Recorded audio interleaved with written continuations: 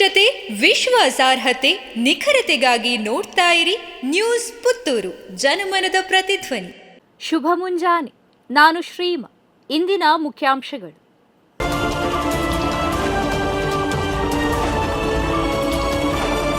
Into Puttur Muliya gold and ಡೈಮಂಡ್ಸ್ನಲ್ಲಿ Yakshagana, ಬೊಂಬೆಯಾಟ, ದೇವಿ ಮಹಾತ್ಮೆ. ಮುಳಿಯದ ಹೊಸ ವಿನೂತನ showroom ಉದ್ಘಾಟನಾ ಸಮಾರಂಭದ ಅಂಗವಾಗಿ ಕಾಸರಗೋಡಿನ ಗೋಪಾಲಕೃಷ್ಣ ಯಕ್ಷಗಾನ, ಬೊಂಬೆಯಾಟ ಸಂಘ ಇವರಿಂದ ಇಂದು ಸಂಜೆ 6:30ಕ್ಕೆ ಶ್ರೀದೇವಿ ಮಹಾತ್ಮೆ ಯಕ್ಷಗಾನ, ಬೊಂಬೆಯಾಟ ನಡೆಯಲಿದೆ. ತಾಲೂಕು ರಾಷ್ಟ್ರೀಯ ಹಬ್ಬಗಳ ಆಚರಣಾ ಸಮಿತಿಯಿಂದ ಭಗವಾನ್ ಶ್ರೀ ಬುದ್ಧ ಜಯಂತಿ ಆಚರಣೆ. ತಾಲೂಕು ರಾಷ್ಟ್ರೀಯ ಹಬ್ಬಗಳ ಆಚರಣಾ ಸಮಿತಿ ವತಿಯಿಂದ ಭಗವಾನ್ ಶ್ರೀ ಬುದ್ಧ ಜಯಂತಿ ಆಚರಣೆ ತಾಲೂಕು ಆಡಳಿತ ಸೌಧದಲ್ಲಿರುವ ಪಂಚಾಯಿತಿ ಕಚೇರಿ ಸಭಾಂಗಣದಲ್ಲಿ ಸೋಮವಾರ ನಡೆಯಿತು. ತಾಲೂಕು ರಾಷ್ಟ್ರೀಯ ಹಬ್ಬಗಳ ಆಚರಣಾ ಸಮಿತಿ ಅಧ್ಯಕ್ಷ ತಹಶೀಲ್ದಾರ್ ಪುರಂದರ ಹೆಗ್ಡೆ ಕಾರ್ಯಕ್ರಮವನ್ನು ಉದ್ಘಾಟಿಸಿ ಅಧ್ಯಕ್ಷತೆ ವಹಿಸಿ ಮಾತನಾಡಿದರು.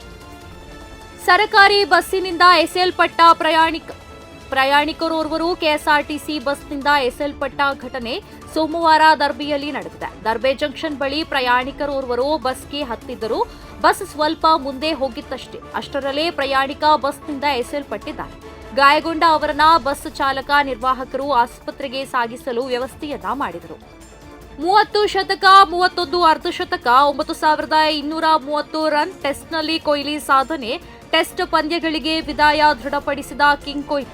ವಿರಾಟ್ ಕೊಹ್ಲಿ ಟೆಸ್ಟ್ ಕ್ರಿಕೆಟ್ಗೆ ವಿದಾಯ ಹೇಳುತ್ತಿರುವುದು ದೃಢಪಟ್ಟಿದೆ. ಸೋಷಿಯಲ್ ಮೀಡಿಯಾದಲ್ಲಿ ಪೋಸ್ಟ್ ಹಂಚಿಕೊಳ್ಳುವ ಮೂಲಕ ಕೊಹ್ಲಿ ಅಧಿಕೃತವಾಗಿ ನಿವೃತ್ತಿ ಘೋಷಿಸಿದ್ದು, ಕಿಂಗ್ ಕೊಹ್ಲಿಯ 14 ವರ್ಷದ ಟೆಸ್ಟ್ ಕೆರಿಯರ್ ಅಂತ್ಯಗೊಂಡಂತಾಗಿದೆ.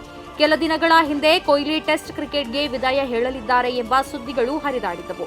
ಹೀಗಾಗಿ ಬಿಸಿಸಿಐ ಅವರ ಮನವೊಲಿಸಲು ಮುಂದಾಗಿತ್ತು. ಆದರೆ ಈ ಮಾತುಕತೆ ಫಲಪ್ರದವಾಗಿಲ್ಲ. ಹೀಗಾಗಿ ಕೊಹ್ಲಿ ಟೆಸ್ಟ್ ಕ್ರಿಕೆಟ್ಗೆ ನಿವೃತ್ತಿ ಘೋಷಿಸಿರುವುದನ್ನು ಅಧಿಕೃತಗೊಳಿಸಿದ್ದಾರೆ. ಪ್ರತಿದಿನದ ಸುದ್ದಿಗಳಿಗಾಗಿ ನೋಡ್ತಾ ಇರಿ ನ್ಯೂಸ್ ಪುತ್ತೂರು, ಜನಮನದ ಪ್ರತಿಧ್ವನಿ. ಧನ್ಯವಾದಗಳು. ವಸ್ತುನಿಷ್ಠತೆ, ವಿಶ್ವಾಸಾರ್ಹತೆ, ನಿಖರತೆಗಾಗಿ ನೋಡ್ತಾ ಇರಿ ನ್ಯೂಸ್ ಪುತ್ತೂರು, ಜನಮನದ ಪ್ರತಿಧ್ವನಿ.